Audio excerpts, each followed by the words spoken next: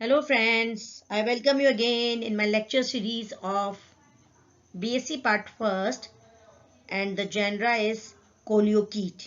ठीक है बच्चों, अभी तक हम लोग इसको BSc Part First का पेपर फर्स्ट जो है वो हम पढ़ रहे हैं। उसी क्रम में आज हम कोलियोकीट पढ़ेंगे। ठीक है, सिस्टमेटिक पोजीशन ऑफ कोलियोकीट। कोलियोकीट जैसा मैंने आपको अभी अपनी जो प्रैक्टिकल क्लास थी उसमें भी मैंने आपको बताया था, कोलियोकीट भी क्लोरोफाइसी का मेंबर है। और एस अपने को पता है क्लोरोफाइसी की जो स्पेशल कैरेक्टर्स होते हैं,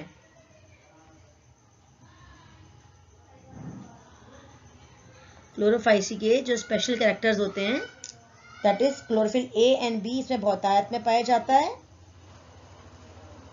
और ठीक है ना, इसमें ये क्या और रिजर्व फूड मटेरियल क्या होता है बच्चों, स्टार्च होता है। ठीक है ना, कीटोफोरेल्स जो ऑर्डर है इसका जो स्पेसिफिक कैरेक्टर है वो ये है कि इसके अंदर सीटा पाए जाते हैं। ठीक है, कोलियोकीटेसी जो फैमिली है, ये जो कोलियोकीटेसी फैमिली है, इसका ये जो है इसके अंदर जो शेप है, ये वाली जो एल्गी है ये एपिफिटिक एल्गी होती है और ये किसी भी एक्वेटिक हाइड्रोफाइट्स पर ग्रो करती है। And the genera is coleochaete. इसमें कोलियोकीट के अंदर दो शेप होती है, discoid form and erect projecting system.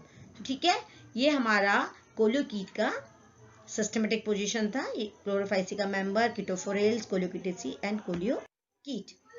ठीक है, अब हम पढ़ेंगे इसके general characters, where it is found. Generally ये वाले जो एल्गा है ये बहते हुए स्वच्छ जल में प्राय निमग्न, जो मैंने आपको बताया ना हाइड्रोफाइट्स के ऊपर ये ग्रो करता है, जैसे हाइड्रिला है, टाइफा है, पोटामेजिटॉन है, निम्फिया है।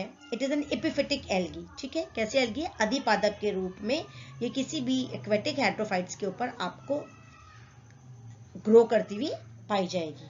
ठीक है, इसके जो थैलस स्ट्रक्चर है, थैलस स्ट्रक्चर इज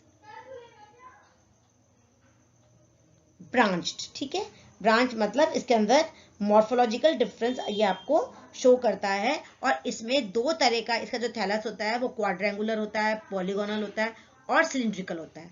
ठीक है, और इसके अंदर जो क्लोरोप्लास्ट है, जैसा कि मैंने आपको पहले भी बताया था, इसके अंदर जो क्लोरोप्लास्ट है पटली की है, मतलब लैमिनेट टाइप का पैरेटल क्लोरोप्लास्ट होता है जिसमें कि एक या दो सिंगल पाइलिनॉइड पाए जाते हैं। Thallus have long unbranched cytoplasmic thread. मैंने बताया ना आपको, इसके अंदर जो स्पेशल जो कैरेक्टर है, किसके अंदर, कोलियोकीट के अंदर, इसमें सीटा पाए जाते हैं, थ्रेड लाइक सीटा पाए जाते हैं। और इसमें दो तरह के शेप होती है, एक तो कुशन फॉर्म शेप, ठीक है, कुशन फॉर्म शेप, जैसे हम गद्दी जैसी शेप कहते हैं। ठीक है, ये जो है ये वाला जो कुशन फॉर्म शेप है, गद्दी जैसी शेप है, इसको प्रोजेक्टिंग सिस्टम भी कहते हैं। और ये कोलियोकीट पल्वाइनेटा के अंदर पाई जाती है। और जो ये डिस्क फॉर्म जो शेप है, थाली जैसी, ये स्यूडोपैरेन्काइमेटस इन नेचर होती है और ये कोलियोकीट स्कूटेटा के अंदर पाई जाती है। तो ये दोनों स्पीशीज के अंदर अलग अलग टाइप ऑफ थैलस हमको, तो ये दो फॉर्म हो गए, cushion form thallus and disc form thallus. आगे आपको बात समझ में, इसके अंदर आपको इसके थैलस में आपको दो प्रकार की आकारिकी प्रदर्शित होती है। और वो कौन कौन सी है, एक तो गद्दी जैसी और एक थाली जैसी। अब हम इसको डायग्राम के माध्यम से भी समझ लेंगे कि ये शेप का जो है, ये देखिए आप ये डायग्राम। ठीक है, ये डायग्राम आपको समझ में आ रहा है। ये वाला जो कोलियोकीट, ये वाला जो है कोलियोकीट स्कूटेटा, ठीक है ना, ये तो जो है वो कोलियोकीट स्कूटेटा है, दैट इज ये डिस्क फॉर्म। ठीक है, कोलियोकीट स्कूटेटा डिस्क फॉर्म, और जिसमें से क्या निकल रहे हैं, ये यूनिसेलुलर, ये सीटा। ठीक है, क्या निकल रही है, सीटा। ठीक है, और ये वाला है कोलियोकीट पल्वाइनेटा। ठीक है, इसमें क्या है, प्रोस्ट्रेट सिस्टम है नीचे वाला तो, और ये ऊपर वाला क्या निकल रहा है, ये प्रोजेक्टिंग सिस्टम। ठीक है, young oogonia, young antheridium, projecting filament, seta, basal filament, है ना। तो इसमें दो तरह के सिस्टम है, prostrate system and projecting system. तो दो शेप हो गई, कोलियोकीट स्कूटेटा एंड कोलियोकीट पल्वाइनेटा में। ये कोलियोकीट स्कूटेटा के अंदर तो आपको ये डिस्क फॉर्म दिख रहा है, थाली, ये थाली जैसा, और ये गद्दी जैसा डिस्क क्वेश्चन फॉर्म। ठीक है, तो हमने क्या देखा कि किस तरीके से मॉर्फोलॉजिकल डिफरेंस होता है कोलियोकीट के थैलस के अंदर। ठीक है, आपको समझ आया? ये इसका जो सेल स्ट्रक्चर है ये क्वाड्रेंगुलर, बहुभुजी, इरेगुलर, एंगुलर होता है। प्रत्येक कोशिका पर 2 परतीय कोशिका भित्ति पाई जाती है ना, सेल वॉल जो होती है, और बाह्य परत क्या होती है, पैक्टोस्टी होती है, और जो आंतरिक परत जो होती है, इनर वॉल जो होती है इसमें, ठीक है, इनर वॉल जो होती है वो सेलुलोज की बनी होती है, और प्रत्येक कोशिका में एक केंद्रक और हरितलवक पाया जाता है।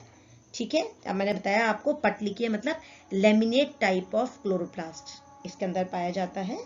ठीक है, इसकी कोशिकाएं एक लंबा शाखाहीन साइटोप्लाज्मिक मतलब कोशिका द्रव्य रोम उत्पन्न होता है, जिसके बाद में कोशिका भित्ति पदार्थ जम जाने से भित्ति का भाग प्रतीत होता है। ठीक है, अब इसमें क्या है, एक छिद्र के विपरीत एक इसमें ब्लीफेरोप्लास्ट की उत्पत्ति होती है, और जो छिद्र में से एक झिल्ली के द्वारा घिरे रहते हैं। ठीक है, अतः शुक कोशिका, शुक मतलब ये जो सीटा है, ये जो सीटा है ना, ये शुक कोशिका भित्ति उदर्त होते हुए भी ये शुक अवस्थाओं में, ये जब मैच्योर स्टेज आ जाती है तो ये गिर जाते हैं, और इनके आधार पर जिलेटिनस मैट्रिक्स के खोल बचे रहते हैं। ठीक है, अगर अपन अब इसकी वृद्धि देखें तो वृद्धि जो है इसमें शीर्ष कोशिका के द्वारा एपिकल मेरिस्टेम के द्वारा इसके अंदर ग्रोथ पाई जाती है, और इन कोशिकाओं के अनुप्रस्थ विभाजन से इनमें क्या होता है, लंबाई में ये वृद्धि करते हैं। ठीक है, और इस तरीके से इसके अंदर कई बार इसकी जो कोशिकाओं में आप क्या देखेंगे, डायकोटोमस ब्रांचिंग, दैट इज द्विशाखन। क्या देखेंगे, डायकोटोमस ब्रांचिंग और द्विशाखन। ऊर्ध्व तंत्र का विकास श्यान तंतुओं से पाश अभिवृद्धि के रूप में होता है। तो हमने देखा सेल स्ट्रक्चर ऑफ, किस तरह से इसके अंदर सेल स्ट्रक्चर है, थैलस स्ट्रक्चर है, मॉर्फोलॉजिकल डिफरेंस है, शेप है। ठीक है, रिप्रोडक्शन, रिप्रोडक्शन इसके अंदर अलैंगिक और लैंगिक दोनों विधियों से होता है। अब अलैंगिक जो जनन होता है, अलैंगिक जनन जो होता है चल बीजाणु जूस्पोर और अचल बीजाणु एप्लेनोस्पोर द्वारा होता है। एसेक्सुअल रिप्रोडक्शन मतलब अलैंगिक जनन, और अलैंगिक जनन किसके द्वारा हो रहा है, जूस्पोर, चल बीजाणुओं के द्वारा। ठीक है, अब ये जो जूस्पोर हैं, ये चल बीजाणु में ये द्विकशाभिक होते हैं। द्विकशाभिक गोल तथा अंडाकार संरचनाएं होती हैं।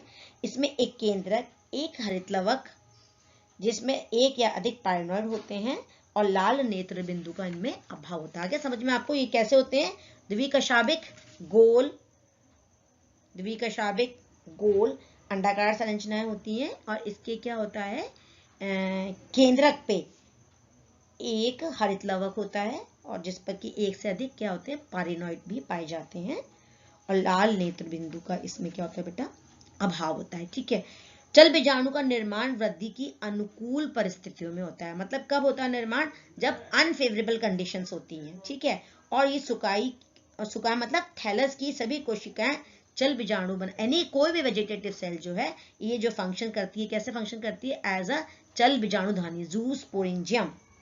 ठीक है, तथापि तंतुओं को अंतस्थ अथवा उपतंतस्थ सब टर्मिनल कोशिकाएं मार्जिनल कोशिकाएं चल बीज के निर्माण में कार्य संपन्न करती हैं। फिर क्या होता है, इस तरह से ये जो जूस्पोरेंजियम चल बीजाणुधानी कहलाती है, और कोशिका का जीव द्रव्य भित्ति से हटकर किसमें, जब एक सिंगल लार्ज जूस्पोर चल बीजाणु में परिवर्तित हो जाता है। और फिर क्या होता है, इसी समय जब चल बीजाणु में परिवर्तित होता है किसमें, जूस्पोरेंजियम के अंदर, उसी दौरान चल बीजाणु के ऊपर एक अंकुरन पेपिला का निर्माण होता है, और इस अंकुरक के शीर्ष पर, इसके जो शीर्ष एपेक्स ऑफ द जूस्पोरेंजियम, एक छिद्र का निर्माण होता है। ठीक है, एपेक्स ऑफ द जूस्पोरेंजियम एक छिद्र का निर्माण होता है, और चल बीजाणु इस छिद्र में से अमीबॉइड मूवमेंट, अमीबीय गति के द्वारा बाहर निकल के एस्केप, जर्मिनेशन हो जाता, इसका बाहर निकल के escape through the pore at the apex of the zoosporangium. समझ में आया आपको? अब ये जो विमुक्त हुआ ये जो चल बीजाणु जूस्पोर, जब वो बाहर निकल के आता है, करीब कुछ समय तक तैरने के बाद ये स्थिर हो जाता है।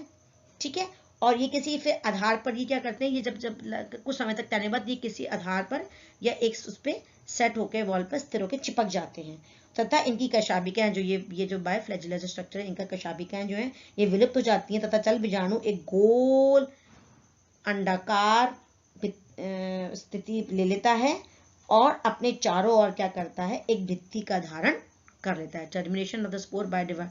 फिर अब जब ये अपनी भित्ति का आवरण बना लेता है तो इसके अंदर जो जर्मिनेशन होता है वो एक ट्रांसवर्स और वर्टिकल वॉल, मतलब अनुदैर्ध्य और अनुप्रस्थ दोनों में विभाजन करके दो कोशिकाएं बनती हैं।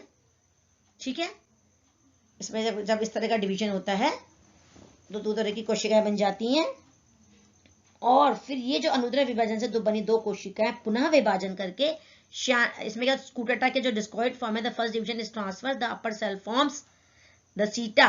मैंने आपको बताया था ना, जो स्कूटेटा के अंदर जो डिस्कॉइड फॉर्म है उसमें जो अपर सेल जो सीटा बना रही है और जो lower cell divide repeatedly and forms the discoid thallus. आया आप लोगों को समझ में कि किस तरीके से ये जो जूस्पोर बना, जूस्पोर का स्ट्रक्चर, जूस्पोरेंजियम, फिर इसमें डिवीजन हुआ, फिर इसमें ये किस तरह का स्ट्रक्चर बना, फिर इसमें वर्टिकल और ट्रांसवर्स डिवीजन हुआ, किस तरीके से इस ट्रांसवर्स और वर्टिकल डिवीजन से जो अपर सेल फॉर्म है ये सीटा बनाती है and lower cell form forms the discoid thallus. So अब हम इस डायग्राम के माध्यम से ये समझ पाएंगे कि कैसे कोई भी, मैंने बताया ना, कोई भी वेजिटेटिव सेल जो है वो क्या बन जाती है, जूस्पोरेंजियम बन जाती है। जूस्पोरेंजियम होता है चल बीजाणुधानी और उस चल बीजाणुधानी के अंदर क्या होता है, जूस्पोर का निर्माण होता है। देख रहे हो ना आप। और इस तरीके से ये एस्केपिंग, फिर इसमें से छिद्र में से जो एपेक्स पार्ट है उसमें छिद्र होकर ये एस्केपिंग जूस्पोर होता है। फिर उसके बाद ये बायोफ्लैजिलेट स्ट्रक्चर बन गया। ठीक है, ये बायोफ्लैजिलेट स्ट्रक्चर बन गया। फिर ये मैंने बताया ना, अपने ये राउंड हो जाता है, अपने चारों ओर भित्ति स्त्रावित कर लेता है और ये अपने ये वाले जो फ्लैजिला है फिर इसके मेच्योर जूस्पोर। अब क्या हो रहा है, मैंने आपको बताया ना, ये दो सेल्स बनती हैं, अपर एंड लोअर।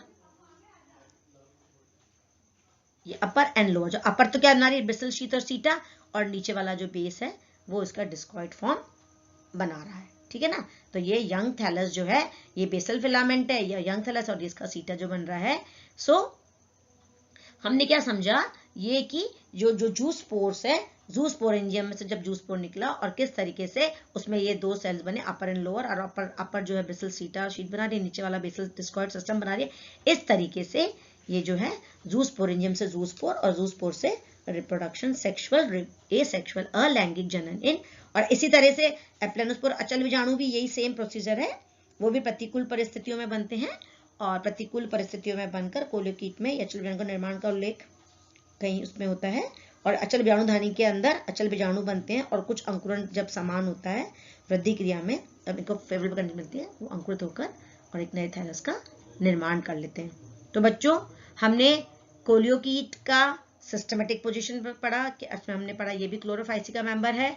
सिस्टमेटिक पोजीशन के साथ में थैलस स्ट्रक्चर पढ़ा, थैलस स्ट्रक्चर में उसके दो शेप, आकार की डिफरेंसेस पढ़ा, डिस्क फॉर्म, थैलाई, और वो दोनों फॉर्म पढ़े।